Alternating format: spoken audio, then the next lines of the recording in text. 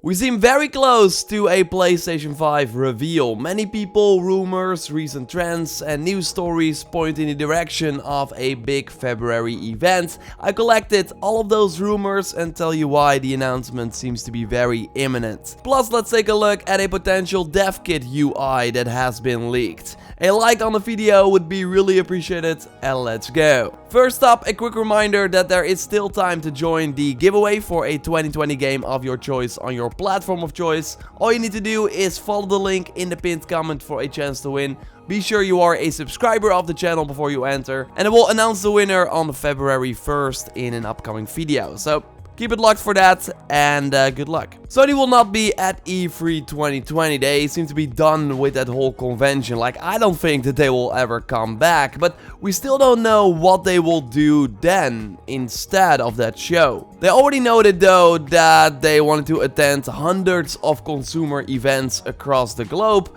according to a Sony response made to gamesindustry.biz. That's quite a lot, so you would think that you want to kick that off soon, right? Last year, Sean Layden, who is now not at the company anymore but was a big boss at the time, noted that the industry changed, but that E3 did not really change with it. And if we look a little closer to that comment that he made in February 2019, then we have a good reason to believe that the PlayStation 5 reveal is indeed next month. Now we have an event in February called Destination PlayStation, where we bring all the retailers and third-party partners to come and hear the story of the year. He then continues saying they are making purchasing decisions in February. June, so when the E3 is now too late to have a Christmas holiday discussion with retailers. So you would think that it's now even more important to have a conversation with retailers early in the year if you want to release a brand new console, right? Retailers become less and less important in general thanks to the rise of digital sales, but a console launch actually still heavily rests on the shoulders of those retailers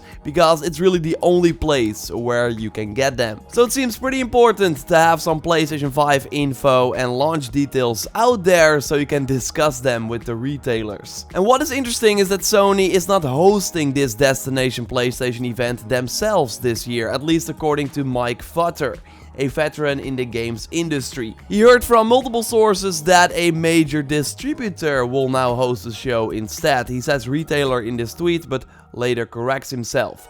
Then in another tweet he continues basically saying that Sony wants to likely focus on one event during that February window and not host two events around the same time. At least that would be a logical conclusion and only makes sense if there's indeed a PlayStation 5 reveal event in February. Last year, the Destination PlayStation event was in the final week of February. This is a picture of the stage show that they do, followed by a lot of meetings where they do talk about unannounced games. So again, it will still happen, but Sony will not host it, likely because they got their hands full with another event. And we always thought that February made the most sense, because we also had a PS4 reveal event in February, and that was very well received. Why change a winning team, right? It would also quickly put a stop to the many leaks that have been going around the internet right now. Like, this is what the PS5 would look like according to someone on 4chan.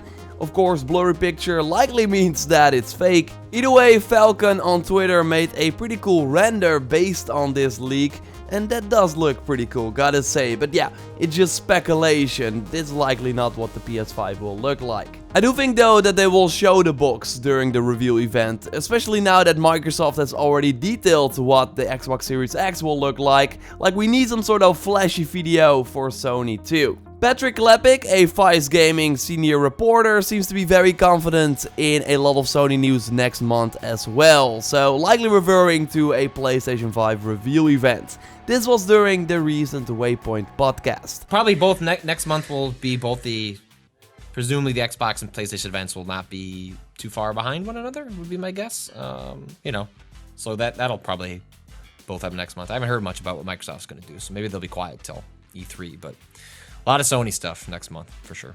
And as we discussed in my recent Horizon video as well, he did walk it back a little bit on Reset Era, saying that if he did not make an article on it, then we should not take it as a fact. Still weird, because he sounded very confident on the podcast, and sure, like everything in this video is just a rumor and speculation, but it does add even more fuel to the fire that is the PS5 reveal event in February. And I'm sure that Patrick has his sources at Sony, maybe he just heard it from one person so he doesn't want to confirm it. Either way, he earlier already said that there will be a huge emphasis on history, and that the PlayStation 5 is going to be the sort of thing where it's not just about the future but also about the past. That means your ability to play lots of those games. And like we already know that PS4 games will work on the PlayStation 5, but there have been many rumors that state that it will go even further back than that. So also PS3, PS2 and even PS1. And I agree, that sounds completely crazy and more like wishful thinking, but it's not out of the realm of possibilities, because during the PlayStation 4 reveal event in February 2013, the CEO of Gaikai, and Gaikai is of course the streaming service that Sony bought way back and is now powering PlayStation Now. Either way, this is what that CEO said during the PS4 reveal event regarding sort of backwards compatibility. We're exploring some very unique opportunities enabled by cloud technology with the long-term vision of making PS3 games ubiquitous on any device. The technology is so advanced that someday we could easily put PS1, PS2, PS3, and the PS Mobile games on any device, including the PlayStation 4. So the PlayStation 5 would actually make a lot of sense then too, right? Again, this was 7 years ago, so they likely made some big steps since then, and maybe even held this feature back for the PS4 to have it as a selling point for the PlayStation 5. But again though, it's just rumors and speculation. Like, I tried to dig up where this rumor came from and it really came out of nowhere. But there is proof that Sony has been looking at this in the past, and it would be the perfect announcement for a PlayStation 5 reveal event. Although again, let's not hope that this will happen and keep our expectations in check. Hopefully we also learn what the storage of the PlayStation 5 will be during the reveal event. On 4chan we have a PS5 dev kit UI leak. Yeah, it looks a lot like the PS4 dev kit UI, and of course the PS5 dev kit UI will likely be different than this. Although if they just make an improved version of the PS4 UI, then I would be fine with that too.